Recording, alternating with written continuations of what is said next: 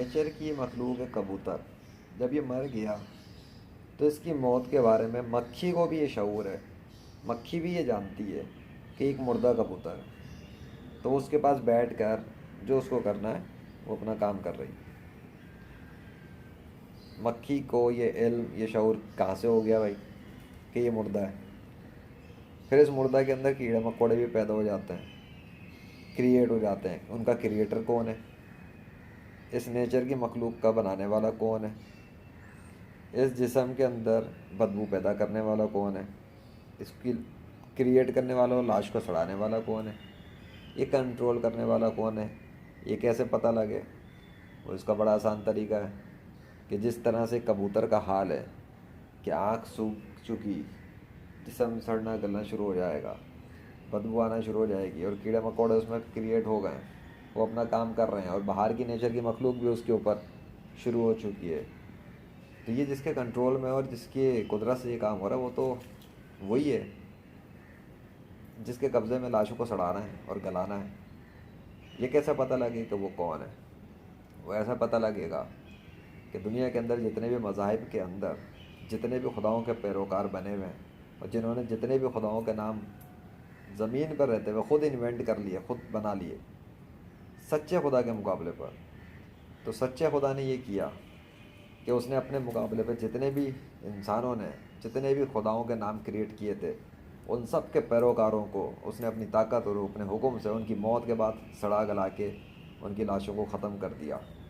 اور وہ ختم کرتا رہتا ہے اور وہ ختم کرتا رہے گا، کیونکہ اس نے یہ قانون سیٹ کر دیا ہے کہ جتنے بھی اس کے ڈس بلیور ہیں جو اس کو خدا نہیں مانتے، جب وہ مرے تو ان کی لاشوں کو سڑا گلا دے نیچر۔ لیکن اس نے ایک اور قانون سیٹ کیا، اور وہ یہ کہ جو اس کے ماننے والے ہیں ان میں صرف نیک اس کے پیروکار جو ہوتے ہیں ان کی لاشوں کو وہ سڑنے گلنے نہیں دیتا نیچر کے ذریعے، ان کی لاشوں میں وہ کیڑے پکوڑے نہیں پڑنے دیتا نیچر کے ذریعے۔ یہ کبوتر ہے جس کو ابھی مرے ہوئے تقریباً 1.5 دن گزرا ہے، صرف 1.5 دن، اور کھلی فضا میں ہونے کے باوجود اس کے اوپر آ کے مکھی بیٹھی ہوئی ہے۔ اس کے جسم کے اندر تھوڑے سے کیڑے بھی تھے، تو 1.5 دن میں کبوتر کے اندر یہ حالت ہو گئی۔ اور جبکہ اس کے ماننے والے جو نیک پیروکار ہیں ان کی لاشیں 1 دن نہیں، 2 دن نہیں، 10 دن نہیں، ہفتے نہیں، مہینے نہیں، سالوں نہیں، بلکہ صدیوں، اور صدیاں بھی کم ہیں، ہزاروں صدیوں تر و تازہ رہتی ہیں، سلامت رہتی ہیں اور نرم و ملائم رہتی ہیں، اور ان کی آنکھیں بھی نہیں خراب ہوتی۔ اس کی تو آنکھ بھی سڑ گئی، اور یہ تو موت کے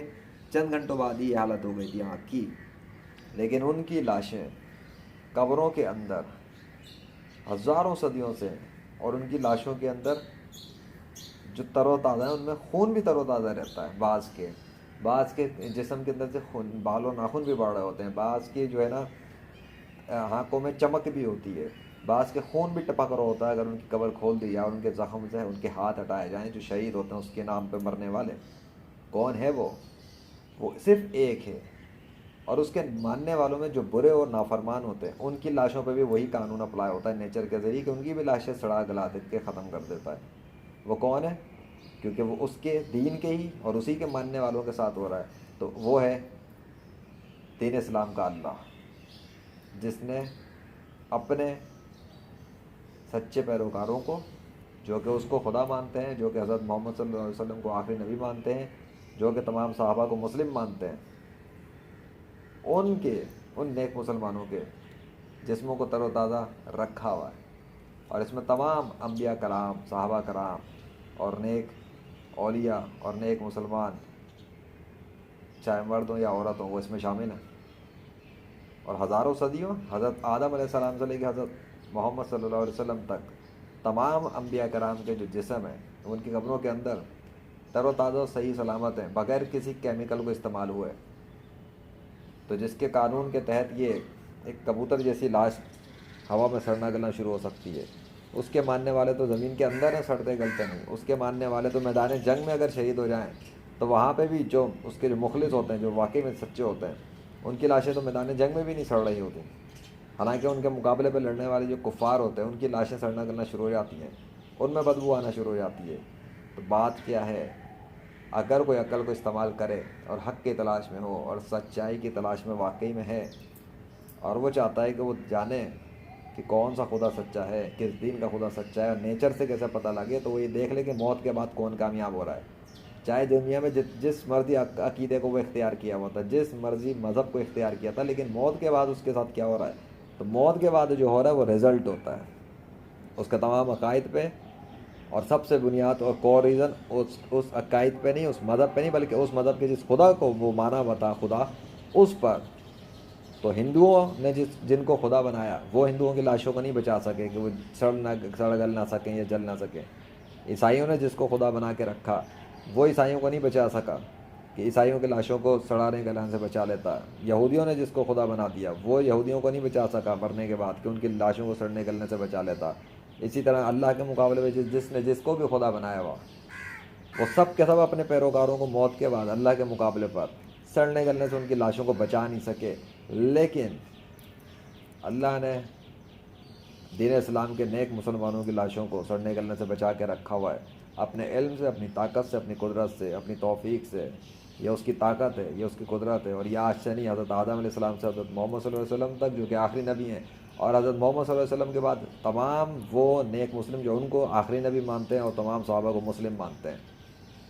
یہ مسلمان قرآن و سنت والے نیک مسلم ان کی لاشوں کو بھی تر و تازہ سلامت رکھتا ہے۔ یہ طاقت و قدرت اللہ کی ہے، یہ پریکٹیکل ہے، یہ دین اسلام کی سچائی پہ پریکٹیکلی وہ کر رہا ہے۔ اور نیک مسلمانوں کی لاشوں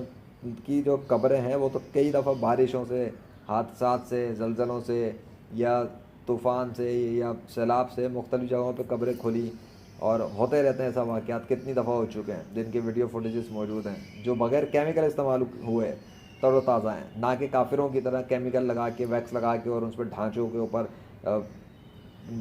تھوڑا بہت وہ جو ہے نا اسٹرکچر ایک بنا دیتے ہیں تاکہ ڈسپلے پہ رکھیں اور بیوقوف بنائیں اپنے غیر مسلم پیروکاروں کو بھی، جو ان کے مذہبی پیشے اور ڈاکٹرز کرتے ہیں، اور اس کے ذریعے سے مسلمانوں کو بھی، وہ دنیا میں جو مسلمان ہیں بہت سارے ان کو بھی بیوقوف بنا دیتے ہیں۔ تو مسلمان بھی ڈرتے ہیں کہ لوگ جی لاش کو محفوظ رہنا شاید کوئی بہت بڑی بات نہیں ہے، تو غیر مسلموں کے بھی کسی پیشواؤں کی ہو جاتی ہے۔ حالانکہ یہ سب بکواس، جھوٹ اور ڈرامہ ہے۔ حقیقت یہ ہے کہ کسی بھی ایک بھی کافر کی لاش بغیر کیمیکل استعمال ہوئے محفوظ نہیں رہ سکتی تر و تازہ حالت میں، اور جبکہ ان کافروں کے مقابلے پر لاکھوں نہیں بلکہ کروڑوں نیک مسلمانوں کی لاشیں قبروں کے اندر تر و تازہ حالت میں محفوظ ہیں، اللہ کے حکم سے اور اللہ کی قدرت سے۔ تو نیچر یعنی مٹی کے ذریعے جس نے اپنی طاقت کو دکھایا ہے، وہ اس کائنات کا ایک ہی شہنشاہ ہے، اور اس ایک ہی نے دکھایا ہے ایسا کر کے، اور وہ اللہ ہے۔ کیونکہ اگر اللہ کے سوا کوئی اور خدا ہوتا تو وہ بھی اپنے پیروکاروں کی لاشوں کو بچا کے دکھاتا بغیر کیمیکل کے، لیکن ایسا کوئی نہ کر سکا سوائے اللہ کے۔ اس لیے نیچر کے ذریعے اور لاش کے سڑنے گلنے کے ذریعے اور انجام سے، لوگوں کے انجام سے جنہوں نے اللہ کو نہیں مانا، ان کی موت کے انجام سے پتہ لگ گیا کہ جن سب کی لاشیں سڑ رہی ہیں اور گل رہی ہیں اور گل چکی ہیں، یہ بدبو آ جاتی ہے لاش میں مرنے کے بعد، اللہ کے حکم سے وہ سب کے سب جہنم کے عذاب میں گرفتار ہیں، وہ سب کے سب دردناک سزا میں گرفتار ہیں۔ ان کی لاشوں کا سڑنا گلنا اس بات کا ثبوت ہے کہ ان پہ عذاب ہو رہا ہے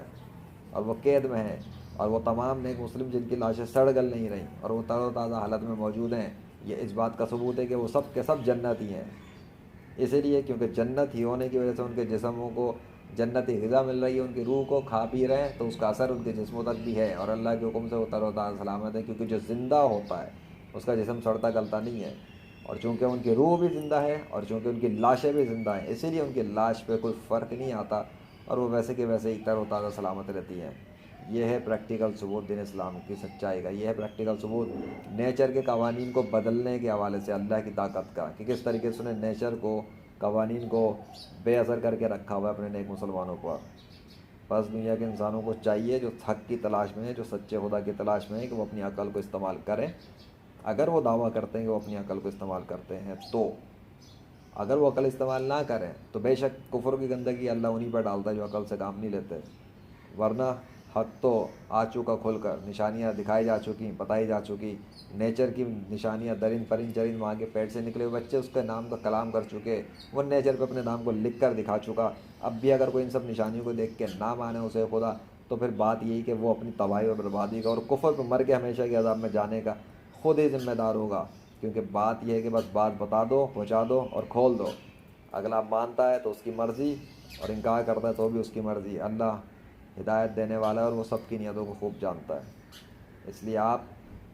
سوچیں سمجھیں اور اپنی مرنے سے پہلے دین اسلام میں داخل ہو جائیں، اور اپنے ان پیشواؤں کی خیالات کے اوپر مشتمل بنائے ہوئے ناموں کے خداؤں کی پوجا کرنا چھوڑ دیں، جو انہوں نے اللہ کے مقابلے پہ گھڑ لیے اور آپ کو گمراہ کیا بچپن سے. حالانکہ آپ بھی مسلم پیدا ہوئے تھے ماں کے پیٹ سے نکال کے، جو اللہ آپ کو لایا تھا. اور اس کا ثبوت یہی ہے کہ ماں کے پیٹ سے نکلے ہوئے بچوں نے اللہ کے نام کی گواہی دے دی ہے اور کسی اور خدا کے نام کی گواہی نہیں دی. اتنا کافی. اپنا خیال رکھنا. میں Shan Rushd. Take care and good bye.